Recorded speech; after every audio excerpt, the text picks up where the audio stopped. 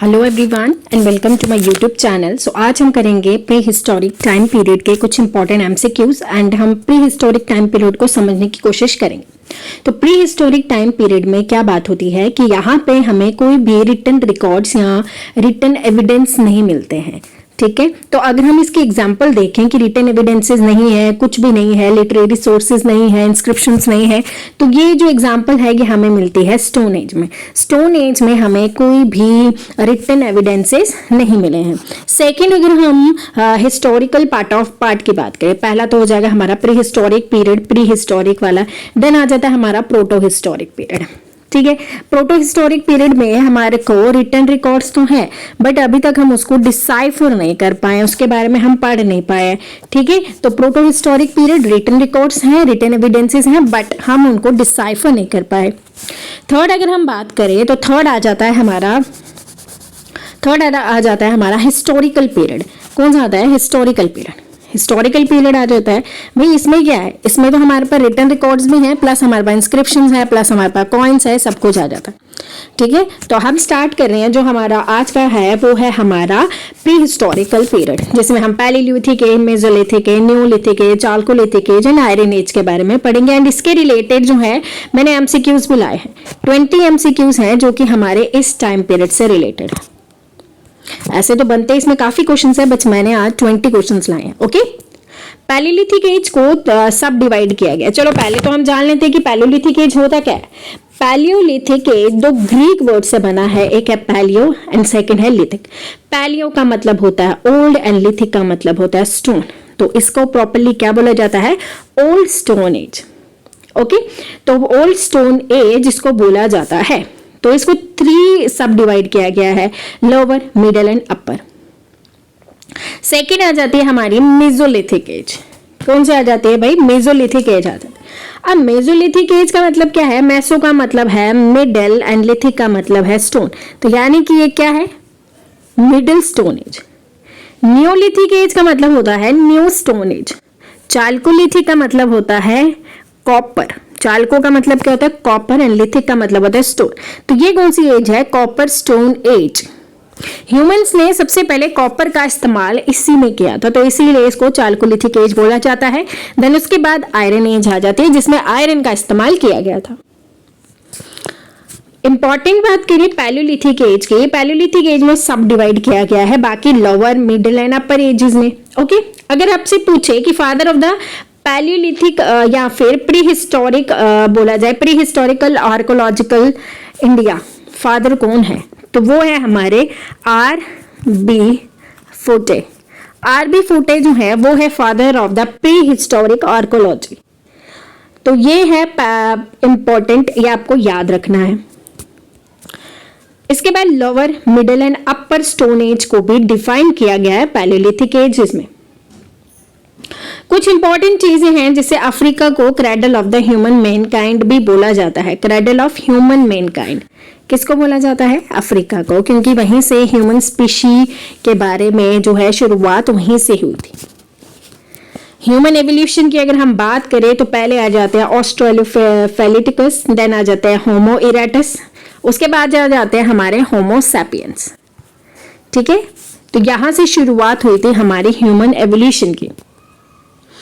Palaeolithic age में हम stone age के ये हमारी एजेस हैं जिसके रिलेटेड हमें JKSSP में अब क्वेश्चंस जो हैं वो पूछे जा रहे हैं। जैसे JKPSI में हमें काफी क्वेश्चंस पूछे गए हैं इन्हीं एजेस से। स्टार्ट करते हैं अपना first question. Consider the following about the Mesolithic period. Mesolithic का मैंने अभी आपको नाम बताया, यहाँ पे इसका मतलब होता है middle stone age. Middle stone age भी इसको कहा जाता है। यहाँ पे जो है डोमेस्टिकेशन ऑफ एनिमल हुआ था, यूज ऑफ माइक्रोलिथ्स हुआ था, hunting, fishing, gathering and food gathering ये हुआ था। तो इनमें से कौन सा पार्ट है? पहला ऑप्शन है 1 and 2, 1 and 3, 2 and 3 या 1, 2, 3। अगर आपसे पूछे कि डोमेस्टिक ऑफ एनिमल्स कहाँ से हुआ था, डोमेस्टिकेशन ऑफ एनिमल्स या टेमिंग ऑफ एनिमल्स भी बोला जाता है, तो ये ऑप्शन एक जो है वो करेक्ट है, ऑप्शन बी भी करेक्ट है एंड ऑप्शन सी भी करेक्ट है। तो इसका जो आंसर है वो option number D. Domestication of animals mesolithic period में हुआ था। इसके एग्जाम्पल है Bagor Rajasthan and Adamgarh Madhya Pradesh. Domestication of animals के हमें यहाँ पे एविडेंसेस मिले हैं। माइक्रोलिथ इंडस्ट्रीज यहाँ पे मिली थी, हंटिंग गैदरिंग जो थी यहाँ पे मिली थी, फिशिंग भी थी, रिवराइन फिशिंग भी यहाँ पे हुई थी। यानी कि ऑप्शन डी जो है हमारा इसका करेक्ट है, क्योंकि यहाँ पे तीनों चीजें होती थी मेसोलिथिक एजेस में। तो इसमें आपने सभी जितनी भी हमारी इंडियन स्टेट्स हैं जहाँ पे हमें ये सब चीज़ें जो हैं, जैसे डोमेस्टिकेशन ऑफ एनिमल्स कौन से स्टेट में होता है, जैसे यहाँ पे लिखा हुआ है, ये भी इंपॉर्टेंट है पढ़ना कौन से स्टेट में क्या हुआ था। नेक्स्ट बात करते हैं क्वेश्चन नंबर 2 की। कौन सी स्टेट में बैगोर प्री हिस्टोरिकल जो है वो लोकेटेड है? इंडियन स्टेट है, कौन सी स्टेट में है? गुजरात, मध्य प्रदेश, राजस्थान या उत्तराखंड? जो बागोर है वो राजस्थान में है, ये है ऑप्शन नंबर सी हमारा जो है वो करेक्ट है। बागोर प्री हिस्टोरिकल साइट जो है वो राजस्थान में है। Next question number 3, Bhimbetka pre historic site जो है वो कहाँ पे है? गुजरात में, मध्य प्रदेश में, राजस्थान में या उत्तर प्रदेश में? तो इसका जो करेक्ट ऑप्शन है वो है option B, that is Madhya Pradesh. In which state Belan valley prehistorical site जो है वो लोकेटेड है? बेलान वैली कहाँ पे है? गुजरात, मध्य प्रदेश, उत्तर प्रदेश या फिर राजस्थान? बेलान वैली है उत्तर प्रदेश में, ऑप्शन सी जो है वो हमारा करेक्ट है। नेक्स्ट है कौन सी प्री हिस्टोरिकल साइट है जहां पे a bone made idol of mother goddess जो हमें मिली थी? बेलान वैली, भीमबेटका, बागोर या इनमें से कोई भी नहीं?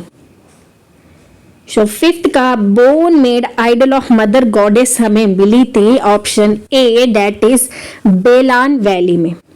तो इसका ऑप्शन ए जो है वो करेक्ट है। बेलान वैली अभी आपको मैंने बताया कहाँ पे है। बेलान वैली हमारा उत्तर प्रदेश में है, ठीक है। बेलान वैली हमारा उत्तर प्रदेश में है, भीमबेटका हमारा मध्य प्रदेश में है, बागोर हमारा राजस्थान में। ओके, नेक्स्ट है फ्लेक कल्चर। फ्लेक कल्चर कौन से पीरियड से रिलेटेड है? ये मोस्ट इंपॉर्टेंट है। मेसोलिथिक से, मिडिल पैलियोलिथिक से, अपर पैलियोलिथिक से या न्यू स्टोन एज से? इसका जो करेक्ट ऑप्शन है वो है option B, middle palaeolithic period से फ्लेक कल्चर जो है वो रिलेट करता है। फ्लेक कल्चर यहीं से रिलेट करता है, तो याद रखिएगा, ये भी इंपॉर्टेंट है। नेक्स्ट है हमारा question number 7, which grain use by the pre historical man? कौन सा पहला ऐसा ग्रेन था जो कि प्री हिस्टोरिकल मैन जो है यूज करते थे? व्हीट, राइस, बार्ले या इनमें से कोई भी नहीं? तो ऑप्शन 7 का जो करेक्ट ऑप्शन है वो है option C, that is barley को सबसे पहले यूज किया गया था प्री हिस्टोरिक मैन के द्वारा। Earliest evidence of the agriculture, earliest evidence of agriculture हमें कहाँ मिले? मेहारगढ़, कोलडीवा, लाहौरा देवा या इनमें से कोई भी नहीं? तो अर्लीस्ट एविडेंस अगर देखा जाए, अर्लीस्ट एविडेंस हमें मिले हैं मेहारगढ़ में। अभी जो मेहारगढ़ है ये कहाँ पे है? मेहारगढ़ अभी प्रेजेंट डे पाकिस्तान में है, प्रेजेंट डे पाकिस्तान में है, ये आपको याद रखना है।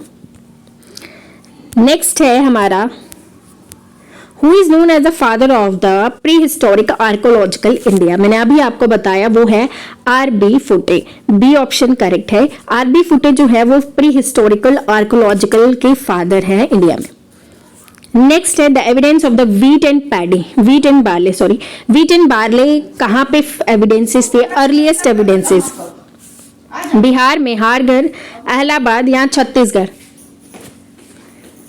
इसका जो करेक्ट ऑप्शन है वो है earliest evidences of wheat and barley हमें मिले थे मेहारगढ़ में। तो मेहारगढ़ कहाँ पे है? मैंने अभी आपको बताइए, प्रेजेंट डे जो पाकिस्तान है वहां पे है मेहारगढ़, ओके, बलूचिस्तान बोलान डिस्ट्रिक्ट में। नेक्स्ट है हमारा the earlier evidences of remains of cultivation of paddy और सावन की बात करते हैं, वो कहाँ पे मिले? पैडी और सावन उत्तर प्रदेश, मध्य प्रदेश, झारखंड या फिर वेस्ट बंगाल? ये हमें मिले हैं यूपी में। यूपी में अगर आपसे पूछे ये कहाँ पे मिले, हमारा ऑप्शन ए जो है इसमें करेक्ट है। अगर आपसे पूछे कि यूपी में पैडी और सावन जो है वो मिले हैं, बट कौन सी डिस्ट्रिक्ट में मिले हैं? वो महारागारा और पंचोली, पंचोली डिस्ट्रिक्ट, महारागढ़ और पंचोली डिस्ट्रिक्ट है उत्तर प्रदेश की। नेक्स्ट है the remains of pit dwelling man and dog that is found in, कहाँ पे कौन सी साइट में मिले हैं, मेसोलिथिक, नियोलिथिक, पैलियोलिथिक या फिर इनमें से कोई भी नहीं। सो इसका जो करेक्ट ऑप्शन है वो है नियोलिथिक एज में। और ये कहाँ मिले हैं, ब्यूरल्स इनके जम्मू एंड कश्मीर की एक साइट है जिसको हम बरजा हम बोलते हैं, वहां पे हमें मिले हैं, जहां पे मैन एंड डॉग को एक ही साथ जो है इनको ब्यूरी किया जाता था। नेक्स्ट है क्वेश्चन नंबर 13, कौन सी साइट है human fossil in situ along with the palaeolithic age, Adamgarh, Bagor, Didwana या हथनोरा। तो ऑप्शन इसका जो है 13 क्वेश्चन का आंसर है ऑप्शन डी, हथनोरा। ये इंपॉर्टेंट है, याद रखिएगा। Eight which all the site Palaeolithic, Mesolithic, Neolithic site जो है सीक्वेंस में मिली है। सीक्वेंस अगर जहां पे आए तो वो कहां पे है, बिलान वैली, कुरनोल वैली, सरनाई नहार वैली, इनमें से कोई भी नहीं।